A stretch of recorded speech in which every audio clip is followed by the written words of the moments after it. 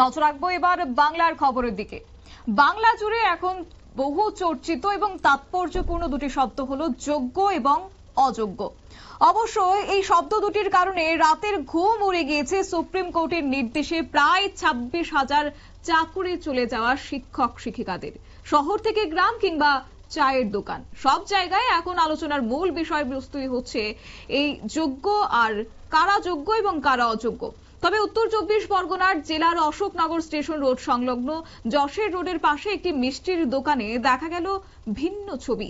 এখানে যোগ্য এবং অযোগ্যদের নিয়ে কোনো আলোচনা কিংবা সমালোচনা নয়, তবে কোথাও একটা নীরব প্রতিবাদ যে রয়েছে তা অবশ্য স্পষ্ট। কিন্তু কেন বললাম আজকে এই কথা জানেন?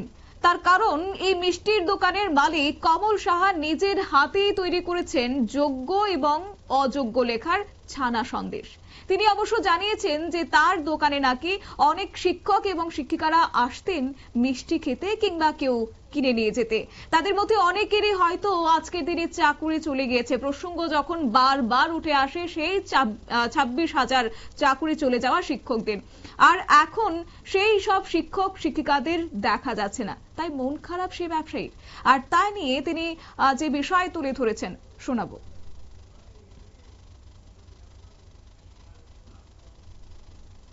তবে একদম সন্দেশের উপরে যোগ্য এবং অযোগ্য মিষ্টি তৈরি করলেন, মূলত কি বার্তা দিতে চাইছেন? না, মহামান্য সুপ্রিম কোর্টের রায় অনুযায়ী আমরা লক্ষ্য করছি সম্প্রতি 26,000 শিক্ষকের কর্মহীন হয়ে পড়েছে। এটা খুব দুঃখজনক ঘটনা। এটাতে কর্মসংস্থান নেই, তার মধ্যে কর্মহীন বেকারত্ব বেড়ে যাচ্ছে। তাই আমি যোগ্য যে সন্দেশ অযোগ্য সন্দেশ আছে এর মধ্যে দিয়ে একটা বার্তা দিতে চাই, যারা যোগ্য ব্যক্তি তারা যাতে যোগ্য সম্মান নিয়ে তারা কর্মসংস্থানে ফিরে আসে।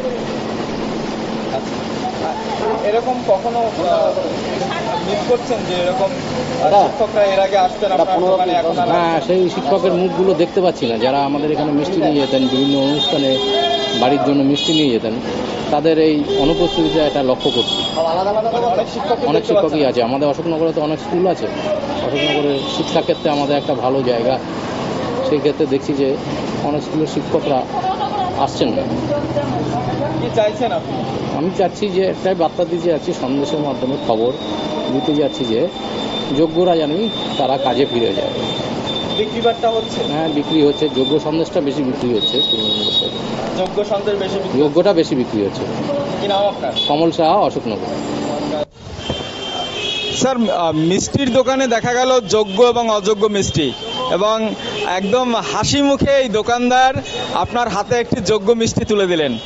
যোগ্য এবং অযোগ্য কথাটি এই মুহূর্তে, এই দুটি শব্দ যেন ভীষণ প্রাসঙ্গিক, কি বলবেন?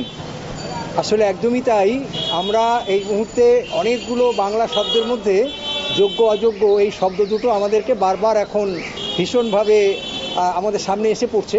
তো সেই জায়গা থেকে আজকে এই মিষ্টির দোকানে আমি মিষ্টি নিতে এসে খুব অবাকই লাগলো যে আমাদের অত্যন্ত প্রিয় মিষ্টির দোকানদার কমল ও বা যোগ্য অযোগ্য মিষ্টি তৈরি করেছে। তো এবং আমি ওই মিষ্টিটা দেখছিলাম, ও আমার একটা যোগ্য মিষ্টি প্যাকিং করে আমাকে দিল। তো এটা খুব ভালো লাগছে যে এত সুন্দর একটা, খুব কী বলবো, মানে যে জায়গাটা আমাদের অত্যন্ত একটা বেদনার জায়গা, যে এতজন শিক্ষক শিক্ষিকা তারা চাকরিহারা হয়ে গেছেন। তো সেই জায়গা থেকে সেটাকেও যে একটা মিষ্টির দোকানে, মিষ্টান্নের দোকানেও যে সেটাকে তার একটা এফেক্ট পড়তে পারে, তো সেটা খুব ভালো লাগলো যে এইটা দেখে, যে ওরাও এই ব্যাপারটা নিয়ে কতটা ভেবেছে, সেইটা এই ব্যাপারটাই আমি আর কি এখানে উপলব্ধি করলাম। একদিকে আপনারা শুনলেন মিষ্টি ব্যবসায়ীর বক্তব্য, অন্যদিকে এক স্কুলের শিক্ষক অর্থাৎ ডক্টর মনোজ ঘোষ, অশোকনগর বিদ্যাসাগর বাণী ভবন স্কুলের প্রধান শিক্ষক তিনি। যাই হোক, এই যে নীরবেও প্রতিবাদ হয় তারই একটা ছবি তুলে ধরলেন সংশ্লিষ্ট মিষ্টি ব্যবসায়ী, এবং তিনি প্রকাশ করলেন যে তার এখন মন খারাপ, তিনি সেই শিক্ষক শিক্ষিকাদের চেহারা এখন আর দেখতে পাচ্ছেন না। তাই তিনি চাইছেন যোগ্যরা যেন আবার কাজে ফিরে আসেন, তাদের নিজের জায়গা যেন তারা ফিরে পান। ইতিমধ্যেই যোগ্য এবং অযোগ্য মিষ্টি যে তৈরি হয়েছে সেই মিষ্টির বেশ ভালো চাহিদা রয়েছে, বিক্রি বাট্টাও ভালো হচ্ছে। তবে তুলনামূলকভাবে যদি বলতে হয় তাহলে যোগ্য লেখা মিষ্টিটা বেশি বিক্রি হচ্ছে বলে তিনি জানিয়েছেন। পাশাপাশি এই যে বলছিলাম মনোজ ঘোষ অশোকনগর বিদ্যাসাগরের স্কুলের প্রধান শিক্ষক, তিনি যে তুলে ধরেছেন সেখানেও দেখা গেছে একটা ভিন্ন চিত্র। অবশ্য তিনি বলেছেন একটি যোগ্য লেখা মিষ্টি তিনি তুলে দিলেন, মিষ্টি পেয়ে ভীষণ খুশি হয়েছেন, সেই খুশির কথাও ব্যক্ত করলেন এবং তিনি জানিয়েছেন যে বর্তমান সময়ে যোগ্য আর অযোগ্য এই দুটো কথা নিয়ে বাংলা জুড়ে এখন তুমুল বিতর্ক এবং তারই মধ্যে এই নীরব প্রতিবাদ যে একটা জানিয়েছেন সংশ্লিষ্ট মিষ্টি ব্যবসায়ী, তারও প্রশংসা করেছেন সংশ্লিষ্ট শিক্ষক। নিয়ে নিচ্ছি ছোট্ট একটি বিজ্ঞাপন বিরতি, সঙ্গে থাকুন।